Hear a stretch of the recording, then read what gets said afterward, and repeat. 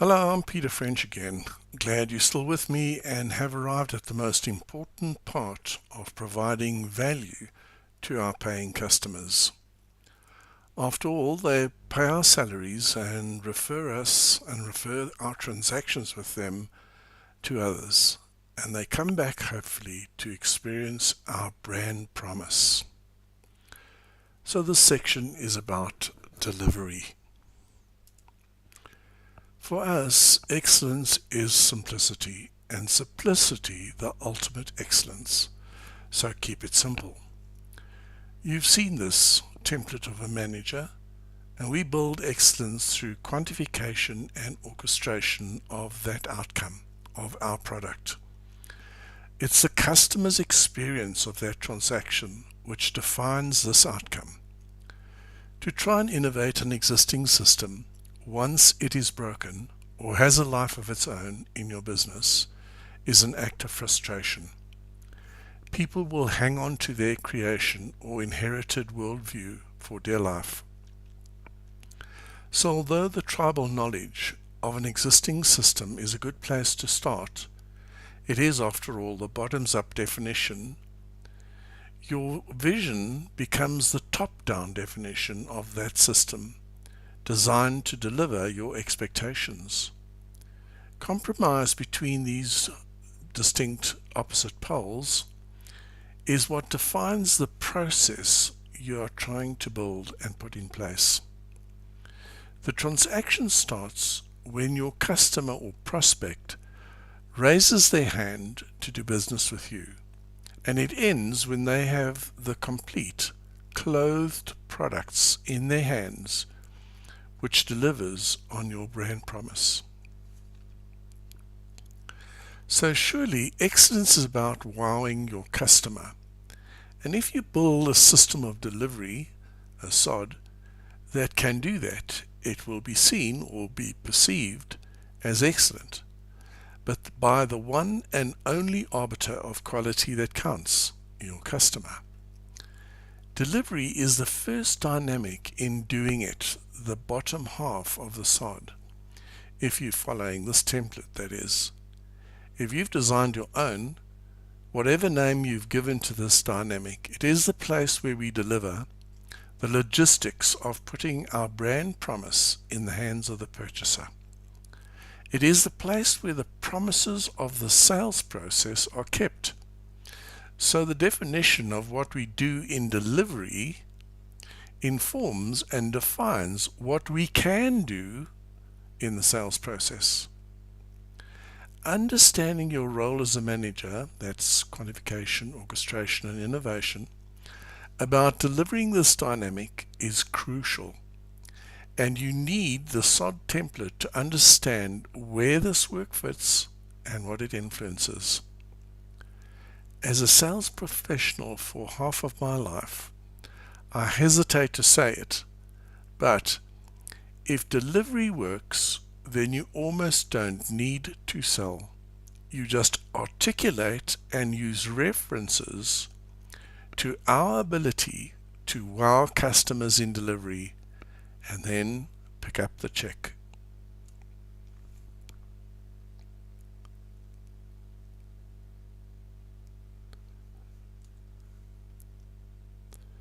This session has two outcomes. Define how we go about setting quality goals in delivery of products and help with building the products that will make our vision a reality. One is identify quality attributes. Here we look at those attributes or features of our products or service which must be present for it to be acceptable for our prospective customer. Some research needs to be done to understand their wants and needs. This is not where we build something to satisfy our ego or be better than next door. Over-delivery can be as damaging as under-delivery, so you must get this right. Identifying quality leverage points. Some of the inherent quality points of your product or service must be enhanced to start the process of differentiation between ourselves and our competition. Others may have no consequences in our market, and the cost of creating them cannot be recovered. Like a Swiss watch used to be the only way to keep accurate time. Today, every watch has that attribute. The Swiss, however, then have to change the quality leverage point to one of luxury or scarcity. Number 3, identify quality key indicators. Without this measurement, orchestrating the process will be a work without outcomes. Yes, with focused orchestration, we will get an orchestra that produces harmonious sound, but will it be one that produces a unique sound? Have the end in mind then when identifying these attributes, or you will have a product that is just one of many. 4. Quality delivery systems. Luckily, the human being is pre-programmed to engage with something they feel is important. Part of the quantification of your system must always be the outcome. Does this engage the worker in such a way that makes them feel that the outcome is their own personal creation?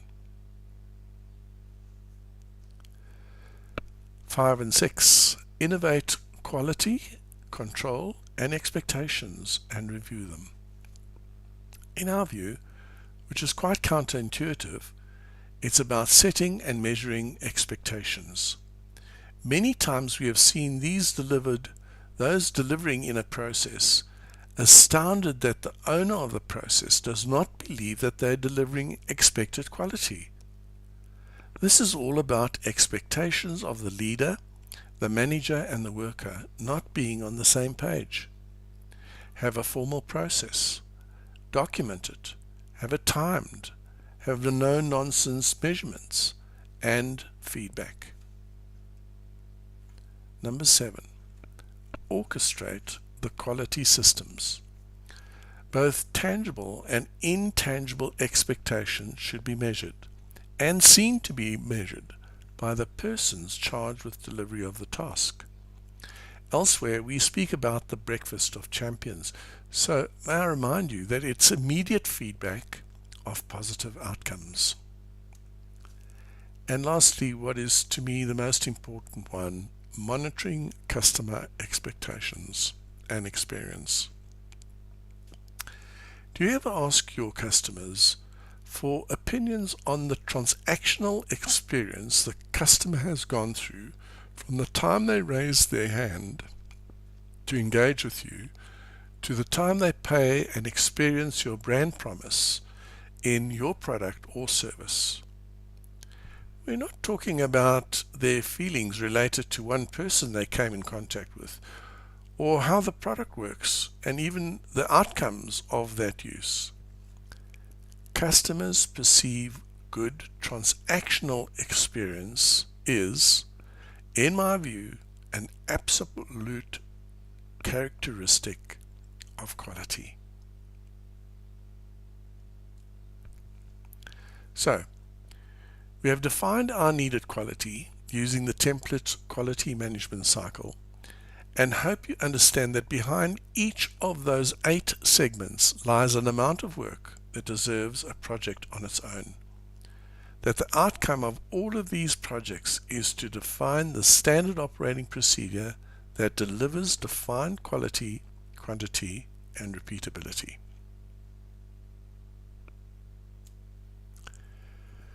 So how do we know when we've delivered that? Well, this huge bank has a customer experience form that it gives out at the end of every transaction. Pardon my language, it's rubbish. Please don't accuse me of being a nitpicker. I want to use this example to just make a few points. I know this bank has its brand promise using the words, "How can we help you?" But I feel that it's too amorphous and passive. Don't they know how to help me? Our brand promise is, business development with purpose. Is their brand promise enhanced or reduced by using it like this in this heading? Again, nitpicking, I guess. Improve tells me that it's partially broken. Maybe I'm just being overcomplicated here. Our brand promise, they say, I think it should be articulated in terms of at least one of the 5 human senses. What is it? What valid expectation should I have experienced? Then you may receive an SMS. Really? Do some get it and others not? I think this needs to be rewritten. They don't have my details, so I can tell them anonymously exactly what I'm thinking about them. Can I? No. Because they will, I hope, SMS me and therefore know who I am. But we all know that answering a satisfaction questionnaire like this will result in nothing happening. So this feedback will have no result.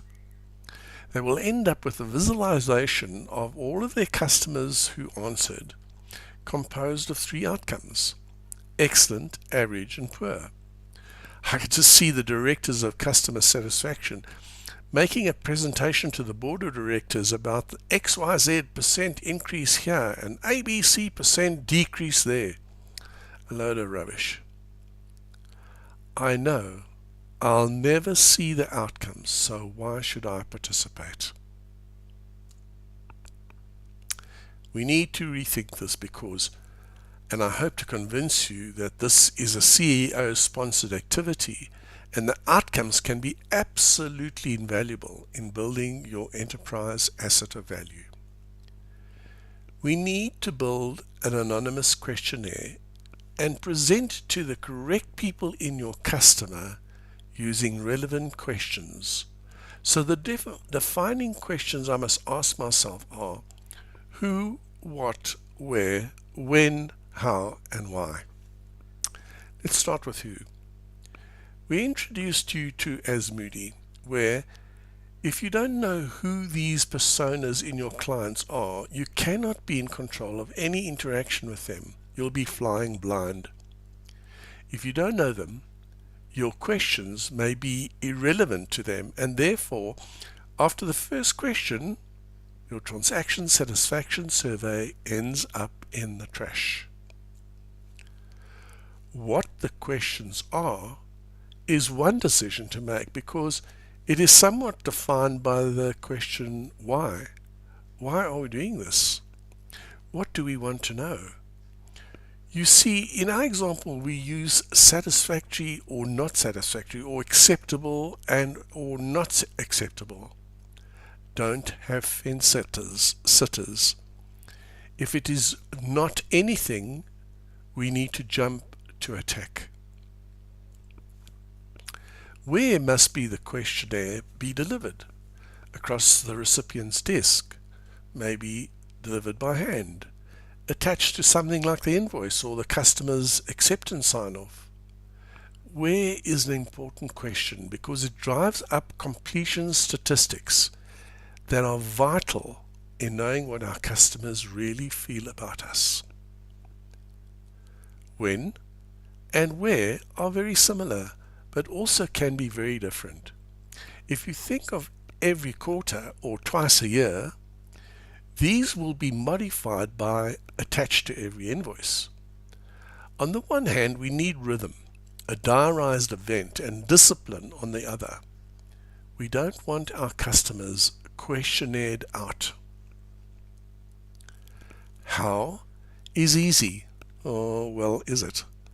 All the transactional ways of getting a question in front of your customers are valid.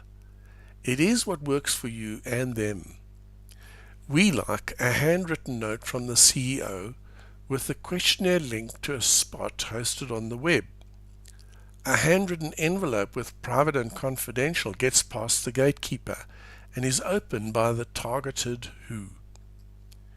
We can use a small something like a discount voucher or even call for a free cup of coffee delivered by hand, etc., as a small incentive which is activated once the questionnaire is completed. And lastly, the why. Why are we doing this? If we send out 100 questionnaires and get back less than 40, we have not approached the standard deviation of a reliable sample. So we collate our responses and we use an attack and defend strategy to take the not acceptables and say how we will attack that issue to remove it from our business. Take the acceptables and use a defend strategy to show how this positive attribute will be defended to continue to build satisfaction. We send this outcome to every one of the 100 we sent out previously, and this motivates them next time to be part of those that do respond. Those that respond see we are listening and building our business with them in mind.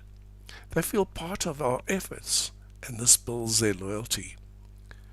What we have accomplished with the Transaction Satisfaction Questionnaire is a targeted, positive evolution of our business, tested our assumptions on perceived quality, and marketed our efforts to build a business community that will refer us to others. We've discussed just two things a leader should concentrate on in delivery. What is quality, and how do we build that in a repeatable, delivering the exact design quality over quantities our delivery engine needs to produce? And why this business intelligence is so powerful in connecting to customers, showing that you care, building an asset of value you and they can be proud of, while marketing to them in a way that is not salesy, but enables their cooperation, their engagement, and therefore increases their loyalty. This is not an event, but a business process you as a leader can create and influence. We'd be happy to help.